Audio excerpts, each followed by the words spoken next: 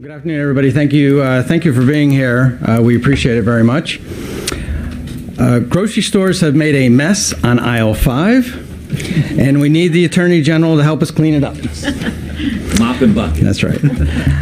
As we all remember, during the height of the COVID-19 pandemic, the supply of necessary goods, such as toilet paper, beef, and eggs, decreased, and the price of these goods skyrocketed. One would think as society has returned to normal from the pandemic and our supply chain has increased production, the cost of groceries would lower. Yet every time I go to the grocery store, it seems like the prices of groceries increases. If you also leave the grocery store shocked by the amount that's on the receipt, you're not alone. And it is not in your head. Within the last 3 weeks, the FTC released a report, right here, regarding a study it conducted on the effect of the COVID-19 pandemic on grocery prices and supply chain issues. Although the study did not look at the cause of the increase in prices of groceries, the FTC notes in its report that publicly available data suggests that the increase of grocery prices is due to stores increasing revenue, not inflation. Specifically, the report states that during the pandemic, the amount of money companies made over their total costs, in other words, their profit, rose substantially and has remained elevated.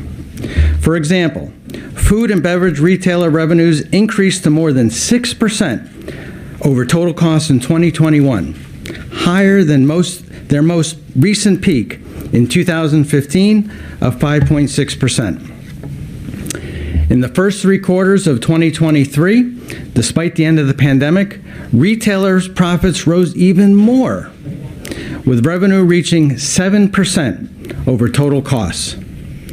This data casts doubts on assertions that rising prices at the grocery store are simply moving in lockstep with retailers' own rising costs due to inflation.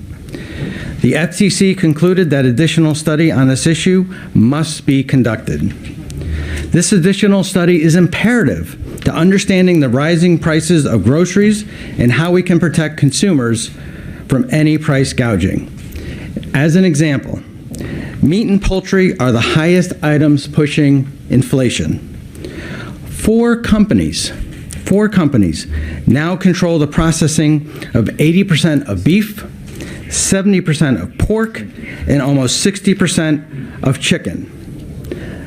That means there's fewer companies, and light touch regulations means more consumers are paying more.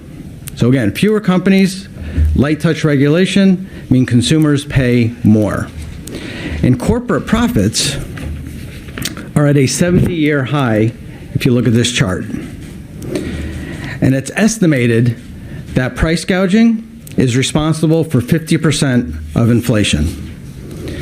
And that's why we call upon Attorney General Tong to send a letter of inquiry to all major grocery retailers to disclose their profits and costs so that we may learn whether the increase in grocery prices is due to inflation or greed.